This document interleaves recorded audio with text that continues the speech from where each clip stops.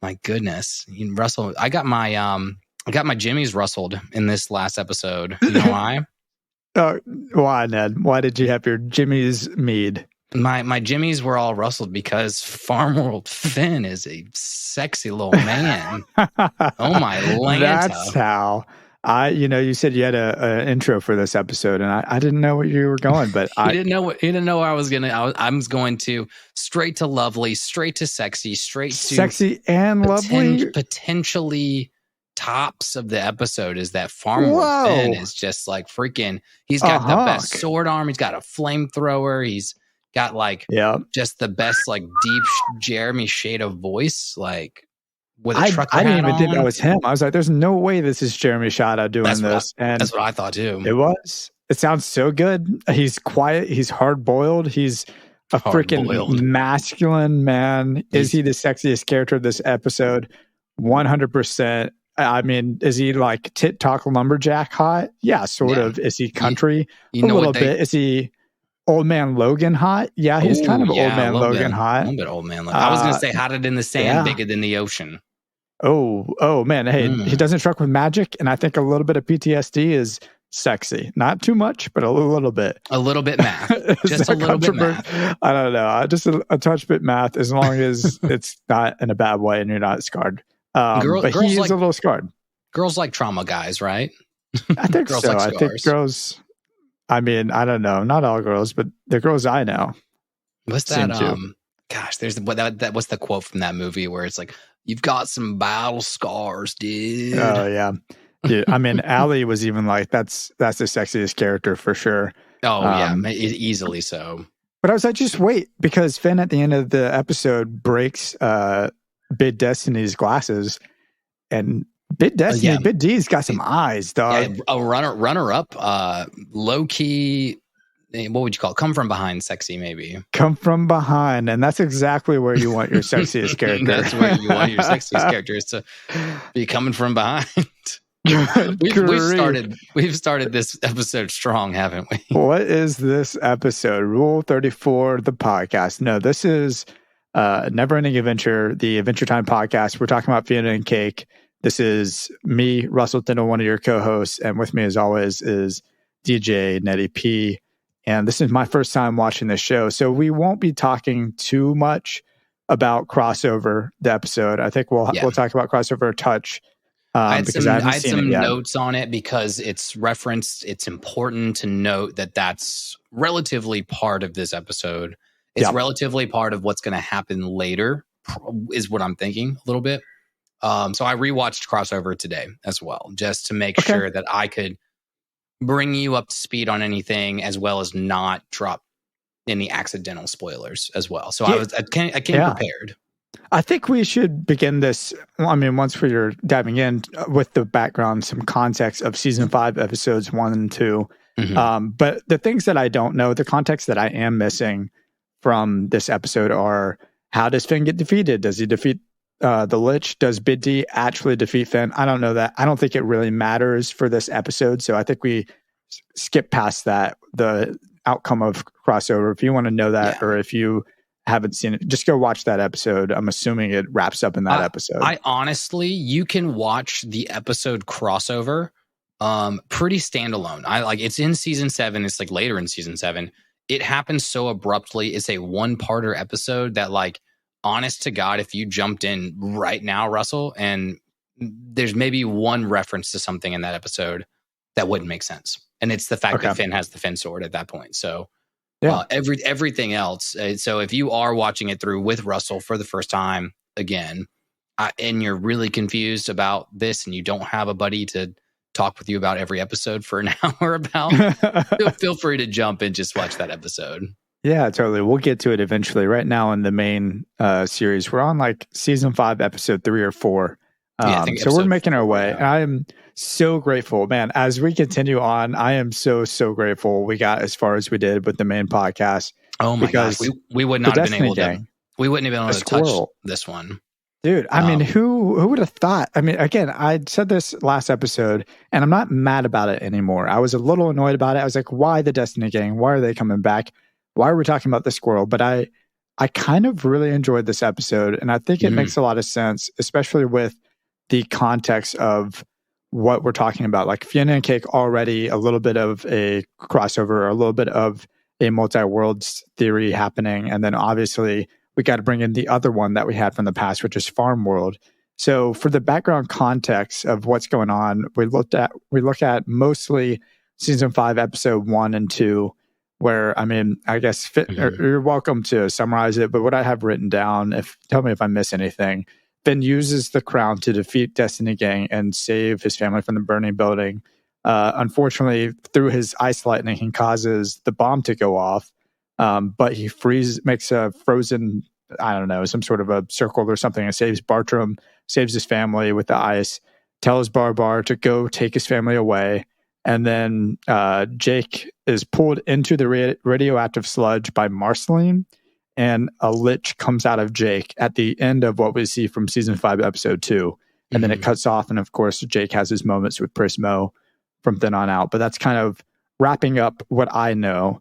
And then, of course, crossover takes over from there. And then in the crossover episode is essentially, in the summary of that episode, Prismo brings Finn and Jake back and was like, hey, man, there's consequences of the crossover that happened, which is kind of essentially, or there's consequences of your wish. And this wish world is about to, it basically is about to send the Lich back into the multiverse.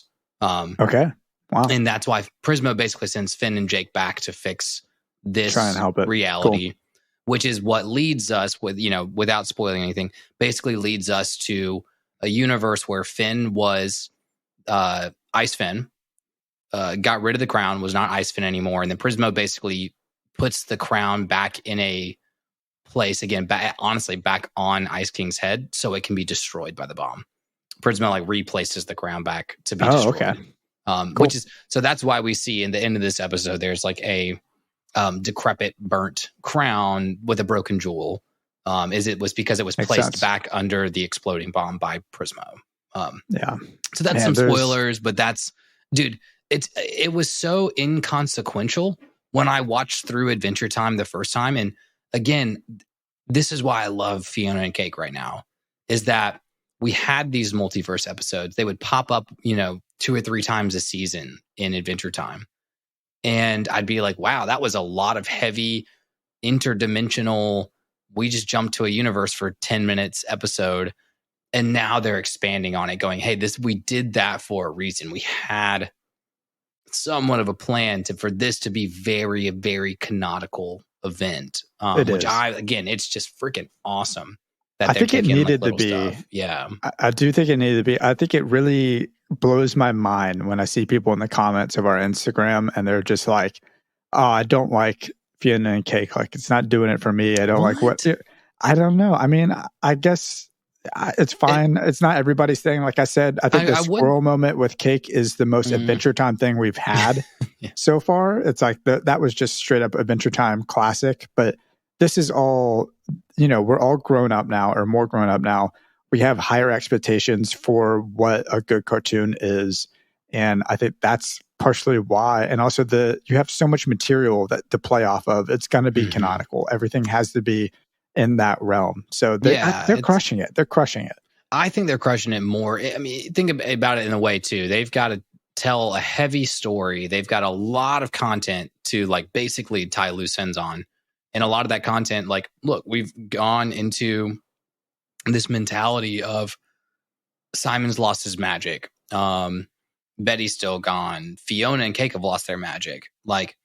It's real world stuff now. And so, it lacks a lot of that, kind of magic, a 10-minute whimsical fun adventure that's beginning and ended in 10 minutes.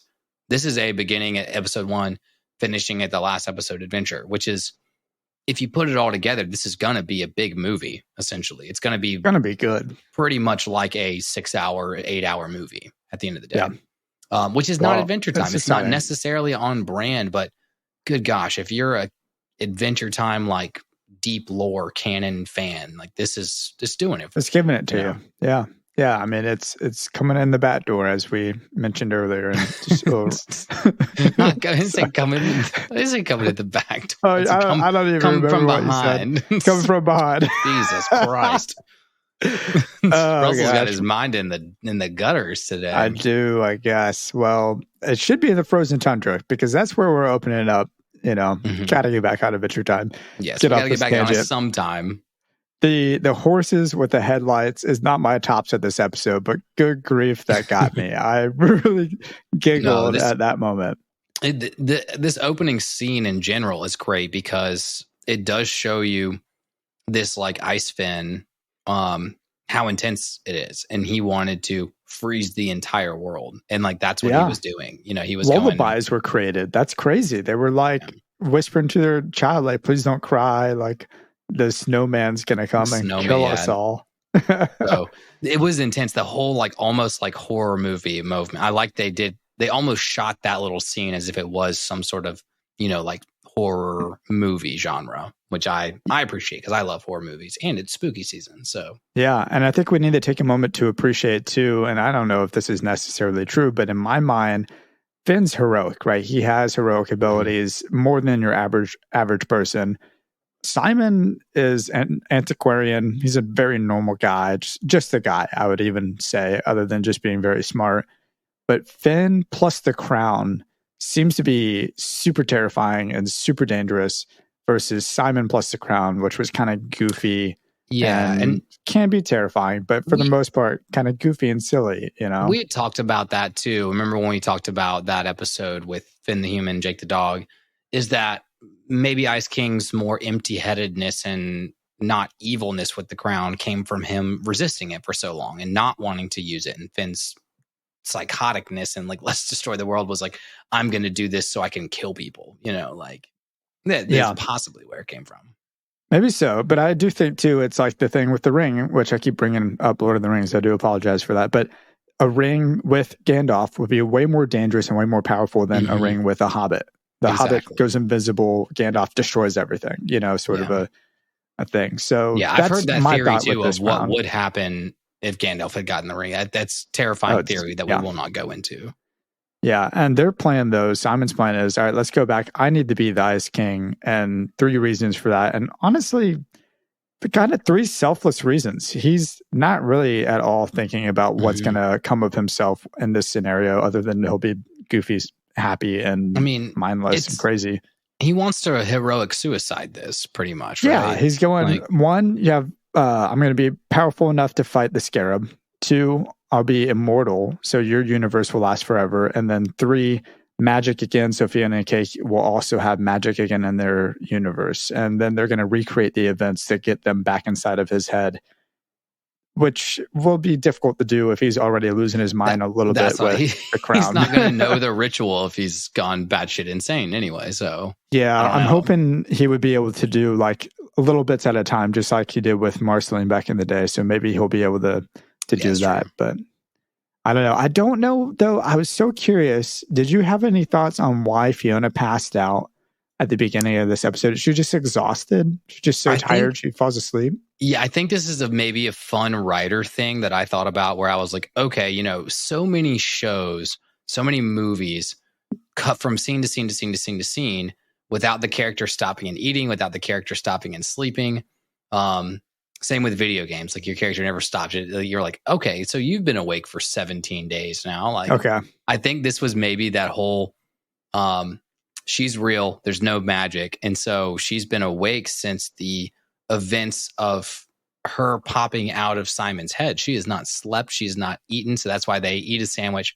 And I think she falls asleep because it brings you back to reality that she's not a magical, powerful being. She's got to sleep, So maybe that was just a little nod to the writers, like being like, yeah, we understand we are doing a cut through of this like straight, like nonstop. You know what I mean? Yeah. Well, it's similar because later in that episode, right, she takes off her shirt and they kind of called themselves out on it and being like, oh, what? Fionna just loves to be naked. Yeah. Anything to be more naked. And I was like, yeah, they're sexualizing her a little bit, but I don't think in a necessarily inappropriate way. No, I don't think so either. But it is funny. Like, is that justifiable just because you called yourself out on it, but you still did it anyways? Does that necessarily make it fine? I don't know. If they have the audacity to make Farm Finn that sexy, I think they can have the audacity to have Fiona without a shirt on for a while. Okay, like it's a balance. You got to balance the sexies out. Finn was going to be sexy no matter what as he grows up, right? And then them making him Farm Finn sexy is kind of a hat on a hat situation, which is ironic because he kind of has a hat on a hat in this episode. He has his cap and then he puts a cap on it. So I don't know, kind of goofy, but I thought this was so funny. One of my favorite moments of this episode was Fiona's asleep. She wakes up and Cake had killed a mouse. It puts the mouse, I mean, you just saw it, puts the mouse underneath her. Simon does nothing, by the way, to stop this from happening. Simon's just doing his own thing with the phone. There's a bloody mouse all over Fiona, and Cake goes, "You love it," or what is it? "You love it. You love this." As soon as she wakes up and is talking about like, "I got this for you to eat." When we normally do our normal episodes, we always talk about like what are Jake's dog-isms that he did in this episode, and that's Cake's catism. Like that Cake is still a catism. Cat. So Cake has been a walking on two legs cat for all of maybe like 5 hours at this point. So. She is still a cat. She is still the cat. She is still my lovely Cake the cat. Easily takes it for me for this episode. She's fantastic. She's so sassy in this episode. Is there a specific one moment in this episode? There's a lot of moments. I think maybe the one moment that like won me over on her, and I'm going to have to find it in my notes. It's when Jay and the evil mullet girl, also known as Little Destiny, is kind of revealed that they have a thing. And she's just like, "Ooh, I love a forbidden romance." And then she's like, "Enemies to lovers, my favorite." She loves the tea, right? She's like all about about the tea. Yeah, all about the tea, all about shipping. She tries to ship Fiona and Finn. Like, come on, now you got to kiss them. Yeah. And she's gunning for that to be an actual relationship. She's like, I want that to go down. Hey, she's speaking for the people. And we feel it. We all feel that, So I'm in on it, and I am in on the fact that Cake is an awesome character this episode, and easily got my lovely. Oh, that's a good one. Farm Finn, got mine, but I think Cake's a good one because Cake hasn't been yours at all for the episode so far, right? I'm not sure. I want to say she might have been in her personal episode, but also I believe that she was pretty evil for the fact that she was destroying the marketplace and just causing, cat chaos everywhere. But no, I easily gave it to her. I mean, there's a lot of good characters in this. Jay is a very lovable character. Yeah, I thought Jay was portrayed wonderfully. Well, Jay is portrayed again. Let's just go ahead and like open this can of worms. Like we can talk about the Mad Max Destiny world in a minute, and we will need to talk about that. But let's open up the concept of Finn's family. So first of all, he's got like 5 kids. I couldn't even I don't think they had a shot with all of them. And yeah, it is believed that they are whatever huntress wizard in this world is. Because they have to be. Jay wears a cape. One of the kids has like slanty green eyes. There's and the red flute. hair. There's the flute on the wall, which is the reason actually that the huntress wizard pays attention to Finn in the first place. Okay, is he plays a tune pretty much that is like very, very attractive to like huntress wizard. For and some we've reason. seen Finn playing the flute in the very first episode of Fallen World. That was so funny. In the crossover episode, Prisma is like, "Oh yeah, you don't remember this wish altered reality you created?" And Finn's like, "No, I don't remember that." He's like, "Yeah, it's because you didn't actually live it." And he's like, "Is that all of a sudden why I was really good at the flute one day?" Because alt world Finn was good at the flute, and then world Finn became good at the flute immediately too. But I digress. Yeah, please. Well, let's talk about Jay then. We're talking about the family. We're talking about Jay, and I think I have a theory. Do you have? It's not my personal theory. I don't have a theory, but I think maybe my analysis would go into your theory. Okay. Well, it's not. Are you going to say what? What are you going to say? What are you going to say now? I mean, Jay is a young Finn, obviously. Jay is kind of like this universe's version of a Finn, where Finn is obviously a quiet but caring, disconnected, not good father figure, which is a very, again, common theme of Adventure Time. Hey, he's old man Logan. Take that out of your mouth, Ned. Those dirty words that you just said about Finn. There's not, again, Joshua is a great father figure, but they do a lot of stories that expose his flaws. I think that this father figure, Finn, is very guilty about how he pretty much is the reason that this is a Mad Max style post-apocalyptic world. He can't get over his guilt. He loves and takes care of his children by himself, which I think is another reason he's depressed. But that does have an effect on your child. And so I think Jay is out in the world kind of adventuring and exploring and obviously wanting to be good in the world because he helps Fionna and Cake and Simon. And that this is kind of the aspect of I want to be better than my father. You know, the very much I can be a better, you know, and you want your children to be better than you. And that Jay is this prime example of a Finn that can't get over his past guilt. And Jay is going to be like, that's fine, but like, I love you, but I'm going to be a hero, you know? Yeah. And I don't know. That's a little bit of that. I don't know if that's misconstrued or not, but. No, that's fair. I think that's totally fair. But according to this theory, and it's not my own, like I said, it's YouTuber Uncivilized Elk has recently been covering Adventure Time a bit. And his theory, which I think even in his video, he was like, I don't necessarily believe this. But the thought is that maybe Jay is actually Farmworld Finn's younger brother and not his son, because he appears to be 12 or 13 years old, right? And the events of the snowman occurred 12 years ago. So that timeline throws it off a little bit. Even if Jay was 10, Finn would have had to have had him when he was a teenager. Younger. Yeah, all the kids are younger. It's very true. I was thinking about that before we knew, and I was like, oh my gosh, the kid that looks like Finn, is it his younger brother from Farmworld? But once I saw Finn, I put that thought to rest. But I guess it could still be. The timeline doesn't really make sense to me, which is the reason why I like it, especially if he was Snowman Finn 12 years ago, and this kid looks like he's got to be 12 or 13, just with how good of a, wannabe hero he is. Also leads me to believe that as soon as the apocalypse happened, that Big Destiny had a child as well. That means like as soon as it happened. That's a good point. As soon as they escaped, that means that Big Destiny would have had to have had a child with somebody at that time. Unless, again, we are talking about, remember how we were talking about how further universes from the time room experience time differently. So maybe this universe is a little further away than so time's going a little slower, possibly. Or maybe cartoon timelines are kind of weird. Cartoon timelines are wacky.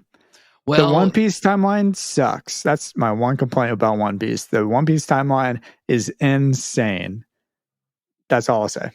Okay. About One Piece, at least. with their multiversal theories. No, there's no multiverse. It's just like they become best friends and they'll die for each other. And they've been on this wonderful adventure. And then they're like, oh yeah, I can't believe it's been 2 months or something stupid like that. And it's like, what? You just like conquered like or you just overthrew 2 or 3 different governments that were corrupt. You mean that all happened in 3 months? Like you started it's been 2 days. Yeah, you started a civil war out of nowhere and it was over a weekend. Like there's no way. It's so dumb. No way. Well, there's also and also to lead back to your theory about it being an exactly 12-year thing. We talked about the corporeal, or not the corporeal. What am I saying? The fact that once the portals connect the universes, they experience time in the same passage of time. So there is a good chance that it's 12 years. There's a good chance that this is Finn's brother. But I don't know, that they could be going down a whole storyline that doesn't need to be going down. Like it doesn't necessarily change anything if it's his brother or his son. I think so. But what we do know is that Finn's wife died. And do we know how Finn's wife died? No. I don't think so. I don't think so. But we know they're still eating out of the same soup that she cooked in, like, I guess the day that she died or something. Kind Yeah. of, that blew my mind. So I, of course, was super interested because Yeah, I Simon want to hear says, what you always do the deep Greek digging on what try they to. reference from like Greek mythology and stories. Yeah, I'm certainly no expert, so do your own research. But Simon says it's like a veritable soup of Theseus. So again, and as he's rambling and the like attention of the episode goes off and someone else is talking, but he says it's a thought experiment by British philosopher Thomas Hobbes, with the soup parts instead of ship planks. So I was super curious about this. I looked it up a little bit, and I knew this. I'm sure you'll recognize this pretty easily. And Thomas Hobbes isn't the first person to come across this thought experiment. And to kind of say, I mean, it was someone else, but he redefined some of how you look at it and added a new part of it. So the original was essentially, there is a ship that was, and I'm summarizing entirely because I don't have any of this written down, but there was a ship that these people used to commemorate a moment in time that happened. And so every year they would take the ship and bring it somewhere else, right? Or to the same place, like a pilgrimage sort of a thing. And over time, the planks needed to be replaced. So they replaced one plank after another, after another. And then one day, the ship that remained was all new planks. And so all of the old planks were no longer part of the ship. Does that make the identity of the ship different? Is it a different ship now, or is it still that original ship? And how it was changed was Thomas Hobbes by saying, okay, so if you took all those old planks that made up the original ship, and then you created a new ship out of all of the old planks, then you go, which of the two ships that you have now is the original ship? Yeah. Which is a very fascinating thought experiment. Like philosophical question, yeah. Yeah, it totally kind of blows your mind, right? So I thought about this, and me and Allie discussed this for a while last night, because this is the kind of thing that we get heated about, or like weird philosophical questions, kind of dumb, but that's just how we are. So my thought is, and I think the conclusion we both had was that the ship planks are replaced so the original ship is the ship, the one where all the ship planks are being replaced on, because it's replaced gradually over time, right? So like just because you replace one plank, you're still going to go, oh, this is the same ship. And that's going to keep happening over years and years and years and years. And so my thought is that it's still the same ship because it didn't all happen at one time. The identity remained. And the other thought is, and this is where Allie kind of swept in, is that the essence of the thing isn't necessarily a material thing. Exactly. That's exactly cool. Where I kind of, my mind would have gone as well. It's the essence. It's the ship is more representative, not of like the 2,000 physical boards that made up the ship. It's because it is what it is. But what's confusing, if you rebuilt your house one brick at a time, and still your house. It's still your house. Like that's the but is that soup still the same soup?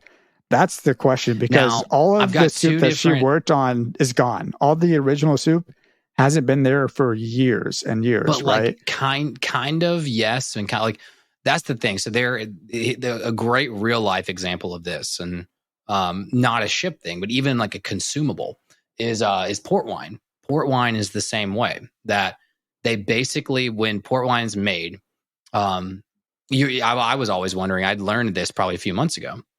Why can I get a 1920 bottle of port for $120? That seems kind of crazy if a 1920 bottle of wine somewhere else is 100,000 and totally crazy. Well, port wine, they actually build this massive barrel. I think it's called not a stave. It's called something, but essentially, the year that it comes from, they fill it all the way up. And then each year they bottle what they bottle out of it. I think it's like they take out 10 or 20% of the wine, maybe. But they leave like 80%. And every year they refill it back, that they replace that 20% with new wine. Okay. And so the longer that stays, I mean, you're only taking 20% out, but then you're replacing it with something new. And so also when you have a 20-year port, that means it was like started 20 years ago, but it's not all 20-year-old wine, but it's for sure better than a 10-year port. You can taste the difference. So it's not that it all gets unreplaced or like, it's like you fill it up 20%, but then you're always like stacking on top. It mixes and it still ages. So I would say that soup, in theory, kind of maybe has that port wine mentality. Yeah, it's still their mom's essence. soup. The identity is still there. So then, Ned, I do have a thought experiment for you and for our listeners. It's Fins of Theseus, which is how I'm going to twist this into talking about Finn and multi-theory or multiverse theory and stuff like that. So if you think back to season 5, episode 1, right? If you both built a new Finn in Farm World from the original Finn and then replaced the original Finn back in Ooh, which Finn is the original Finn? So the events that happen in season 5, episode 1 and 2, Finn the human and Jake the dog, which Finn is technically the original Finn, right? Because Russell, you are asking so many of the right questions. I'm so proud that you bring this up, because when we start to get to Finn Sword and Grass Finn and multiverse, this is actually a theme of the rest of the show. Like, because we opened up this, Pandora's box of multiverse, that's one of the things that Finn struggles with is, I am my original self, like, I guess, like thought-wise speaking, but that other being is equally as much me as I am me. And he deals with that shit, like heavy shit for a while. Like, it gets him like super, super wigged out. So I'm glad that you just bring, like, I don't have an answer to your question. I don't know if I can. But what the question that you asked is actually, I think, kind of the dynamic of the show, why they're introducing these concepts, why they're making the audience question, like, oh yeah, like that is just as much Finn as Finn is Finn. Like, it definitely there is not really an original Finn at that point, Yeah, I mean, I'm definitely like, man, maybe Farm Finn, Hot Farm Finn is the original Finn, is the OG, but I think I'm more inclined to say that it's Finn Prime or Finn the universe that we're used to as the actual Finn. Yeah, our universe that we've watched. Yeah, which is why, again, like with Marvel multiverse, it's whatever, like Earth 606 or whatever, Earth whatever number, as you tell, like that's our core Finn. The audience's core Finn. The final question we had to wrap this up is, and also to what you were just saying, and this actually fits really well, are all the alternate reality Finns still Finn, or are they not? Which is a question of identity more than anything. And in essence, I think they are Finn. I certainly are, but I can't help but like Finn Prime as my original Finn. So I don't know. I don't know how I feel. I agree with you.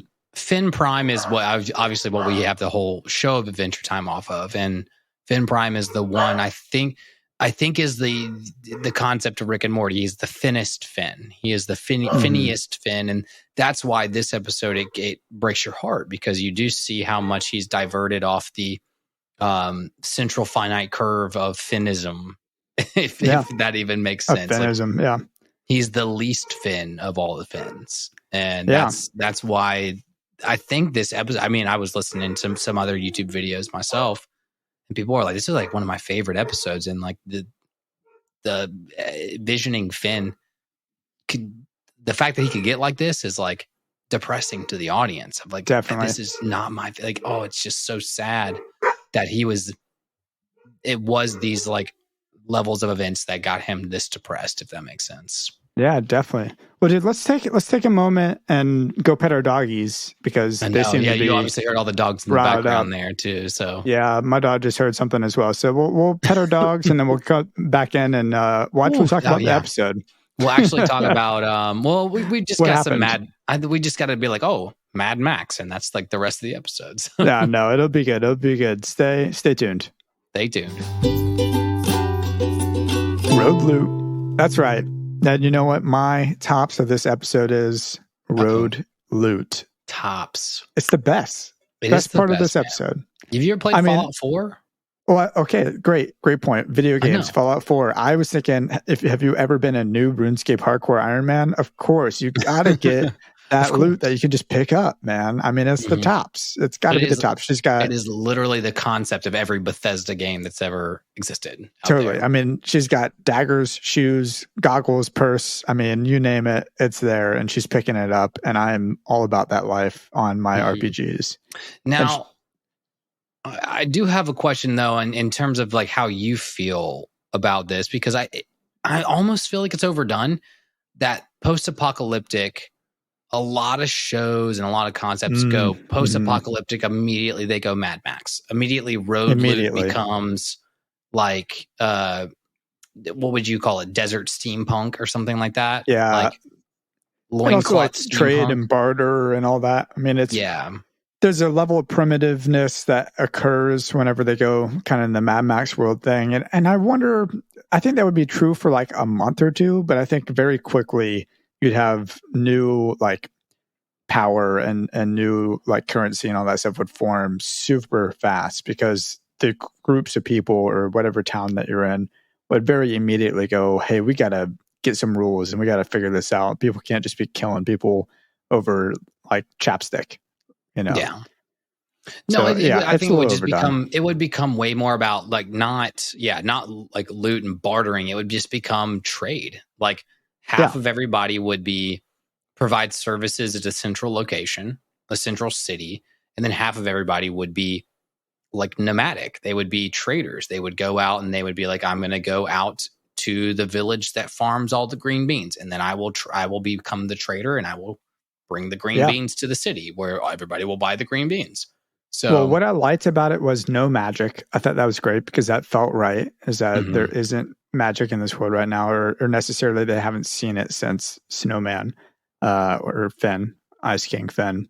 And then also there's a real focus on the essentials. So obviously they're burning all those books, which is a shame, book burning, but they aren't thinking about the knowledge in the books. Instead, they're thinking about, we got to cook this giant alligator for our feast, for our Destiny Gang funeral party, which ends up being super short and super lame. And Bid Destiny is very selfish and ruins.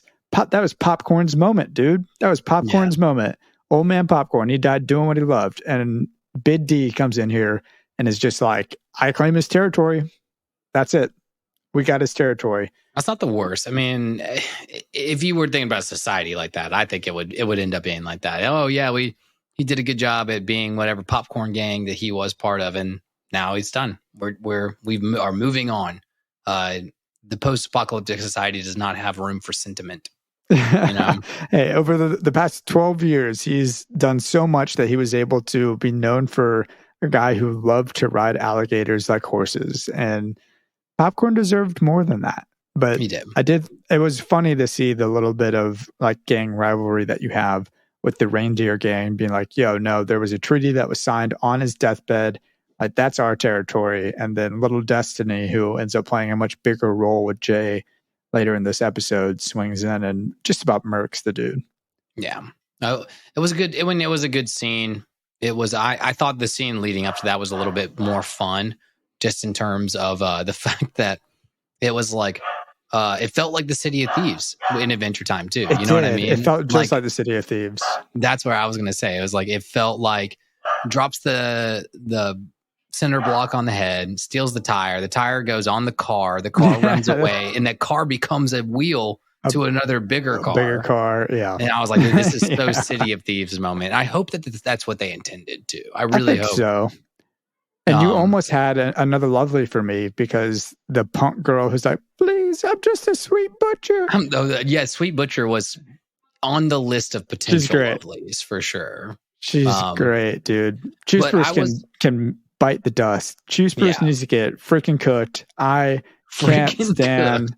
Well, I just think of that because that's what happened to Juice Goose. I was going to say maybe that we are getting on to the whole, like, do the same things happen in the same universes, because he totally gets annihilated in this universe. He totally got annihilated in the universe.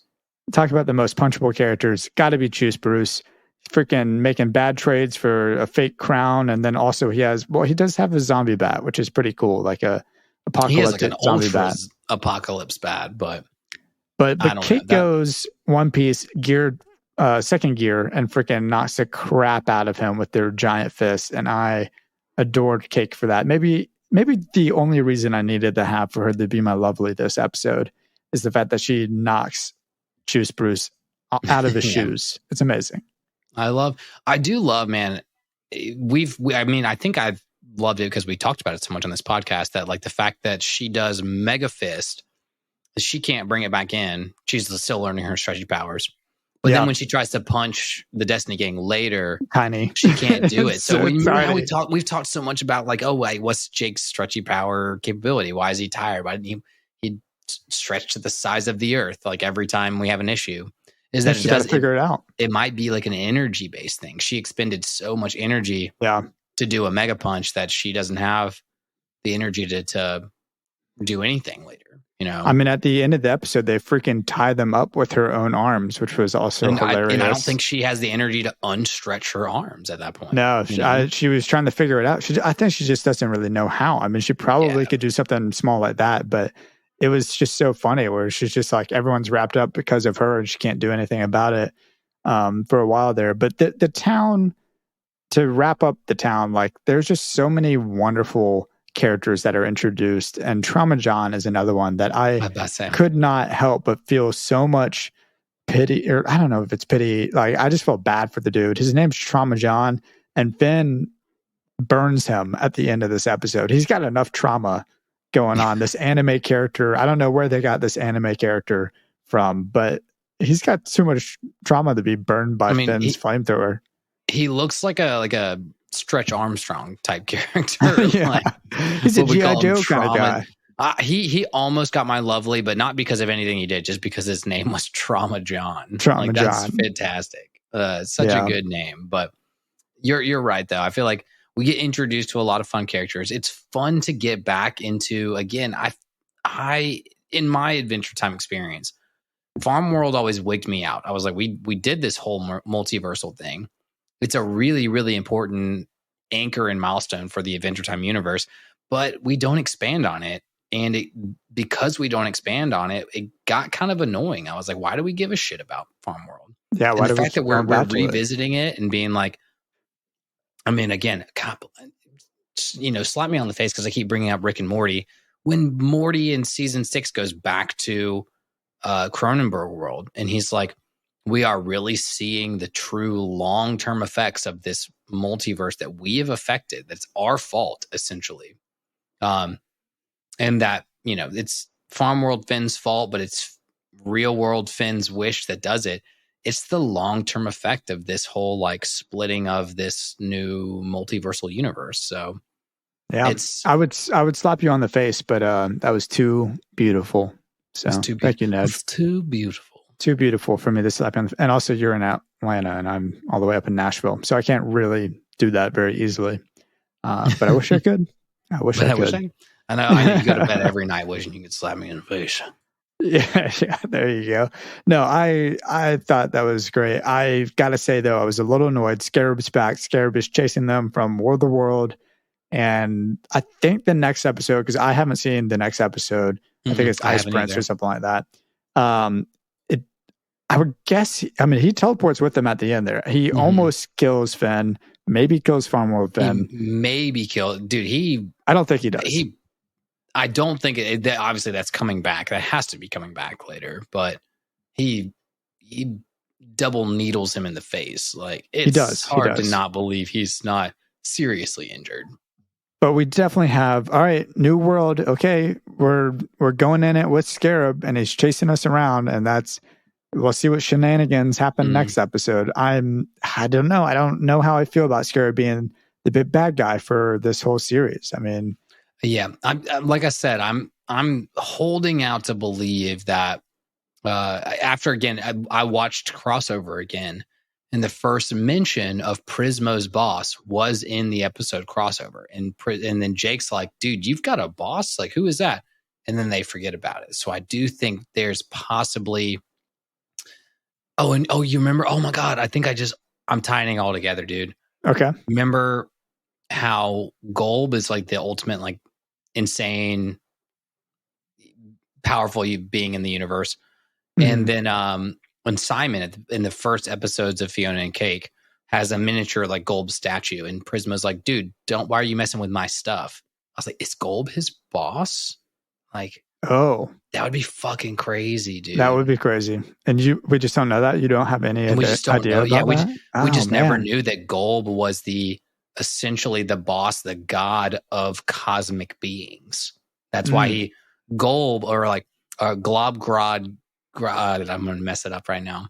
Glob is the god of like ooh, but Golb is like so insane that he's just the god of all cosmic beings. Because Glob is the one that we saw on Sons of Mars, right? Yes, he's on Olympus Mons with Margles. You're never going to let that go. Come on, let Magic Man go. You know, that poor guy. That poor guy. He becomes Normal Man later. Don't worry. Normal Man? Oh, no. I don't think I'm ready for that one. You're not ready for that one. It's going to be a good one.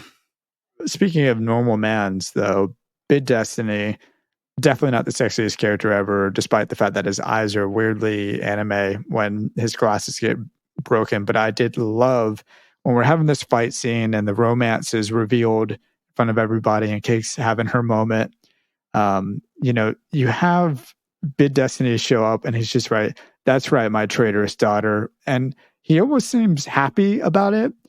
And it reminds me of Jake the Dog episode when he's in the ice and it's just like all his gang runs away from him and it's just like, oh yes, just like I taught you or whatever it is that he says. You got to look out for yourself. You got to own up. You got to be your own.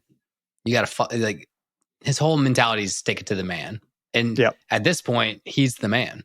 So every time he gives everybody the mentality of stick it to the man, but he's the man. He's like, that's amazing. That's exactly how I taught him how to be, man. But even his daughter right then is feeling like she's being betrayed, right? Because the gem that's broken is causing her to be sick. And it's revealed that Jay gave it to her. And so she's like, oh, maybe Jay is backstabbing me. And that's just, again, another moment in the romantic arc that just, it's so good. And Cake, again, is all about it. She's all about, oh, we got another twist in their romantic arc. It's pretty fantastic. And it reminds me when she's sick and Simon or who is it? Someone says, I think Cake or Fionna says, help him or help her, Simon. And Simon's like, I'm not a doctor. Like, I'm an antiquarian. They don't even know what Simon does still. And that's hilarious to me.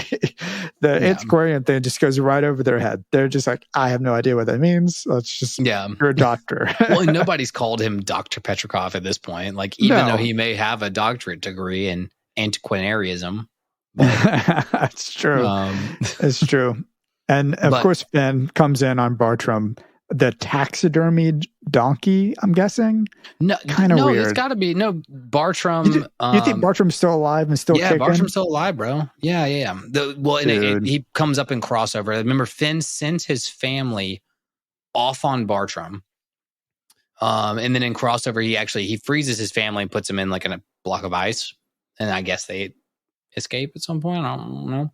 But Bartram's not with them at that point. So Bartram's alive. Like, he's out there. But Barbar doesn't move. He's on a plank of wood that he's riding on, and Bartram's stiff as a board. That's why I think he's taxidermy. Sure? Yeah. Oh my God, 100%. Rewatch that. Bartram doesn't move at all. Great theoretically speaking of the episode. Maybe the best theoretically speaking we've had is Bartram. Maybe. There's been a couple of them. Stuffed animal. Dude, stuffed animal taxidermy. Taxidermy to Barbar. Yeah. I mean, we love Barbar. Nothing against him, but I'm just saying he doesn't look like he's alive, and I'm sorry if that makes you sad, but that's what I saw. I calls it as I sees it, you know? It's one of those things. You are leading into my possible tops of the episode is when Finn Mortal Kombat's Scarab with the flamethrower. It's pretty sick. That's sick. It means that I love this moment because it's halfway. Well, first of all, it's just badass in general, but it's halfway between like that and like this depressed version of Finn that we already had a long time talking about. He's just imploded on himself. He's got this insane bit of adventure still inside of him, enough to where he can at least like completely flamethrower bust a cosmic god auditor. Like he owns him for like 4 seconds there. For which is really a real badass. quick split second. Yeah. Like, but it is sick. It feels Matrixy or whatever, right? Like he's got the moves. I mean, we just rewatched Blade a couple of weeks ago. Jackie had never seen it, but it's just like watching Wesley Snipes fight people. It's just like he's gonna own them no matter what. Like it's gonna be awesome. So I got a little moment like that. I think we're just geeking out on anytime Finn in this series is being a really awesome badass. We're loving it. Like the Jake suit Finn moment was sick. Farmworld Finn when he uses Scarab's weight against them and then shoots him with a flamethrower couldn't be cooler. I'm with you on that. That's a great moment in this episode. Gosh darn. I mean, dude, I'm so pumped. If this series performs well and we get a whole nother Finn the human, like post-apocalypse, whatever Finn the human continued story, I'm going to be so excited. Yeah, I will too. It's interesting thinking back to previous episodes that we've had where there was a moment, I think in the last episode, we didn't touch on the fact that Prisma was showing them different clips and she goes, here's my favorite guy. And it's Finn and Jake fighting a monster. But he says it in a way that doesn't necessarily apply because I think he says this one includes or has my favorite guy in it or something.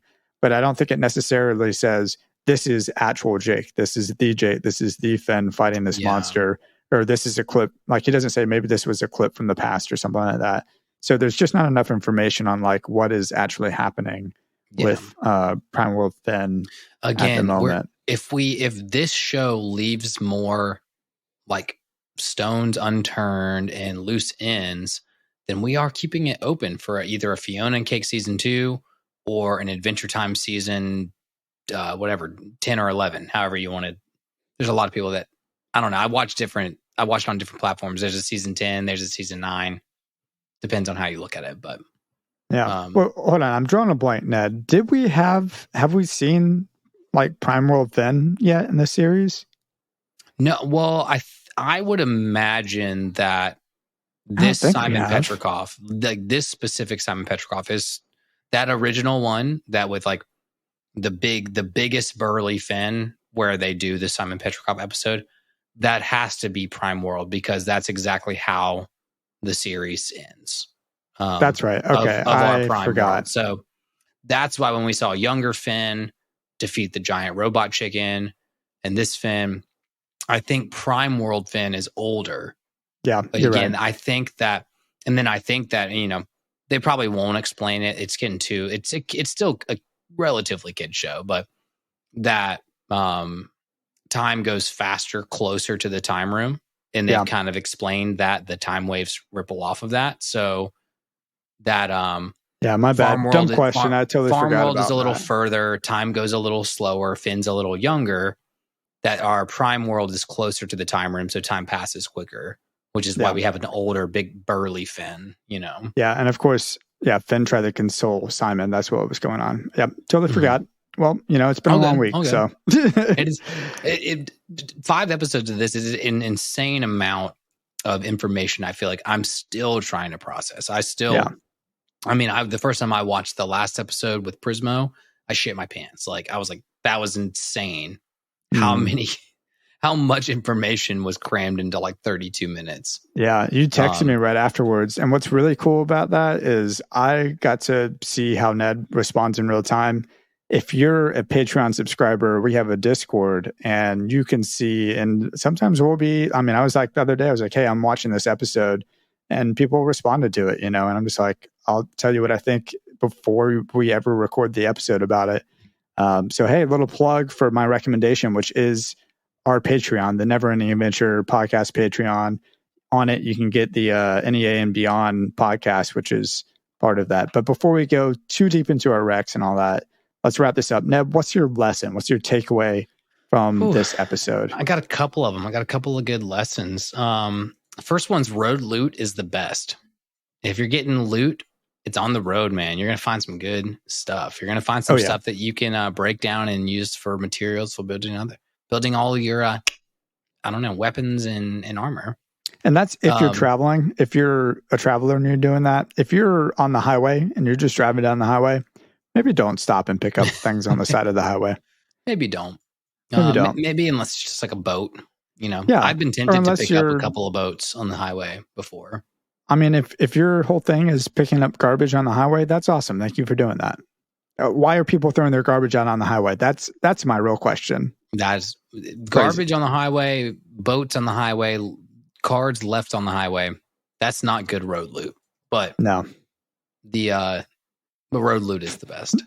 Yeah, it is. Yeah, it is. My second lesson is no speeches, just punching. No speeches. To the point. Fiona is all about that. Cake is too. Like, punch first, maybe ask questions later, or ask questions while you're punching at the same time. Yeah, you can do both. No speeches. That's a good lesson. Then my third lesson is if you eat a magic cat, you will get powers. We can't say one way or the other. It does seem like it's we didn't totally learn. Possible. We didn't learn this as a lesson.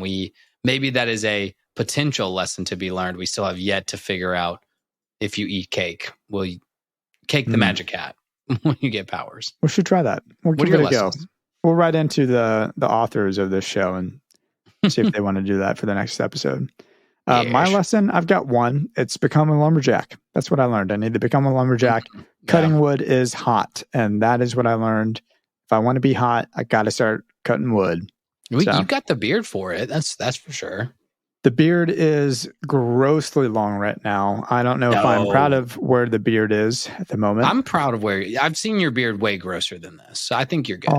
I appreciate that. My dad's coming into town soon, and he's going to call me homeless if I don't shave it. So I'm going to be shaving it very soon. No, go get it shaped. Go to Scouts and tell him to shape it like a sexy lumberjack.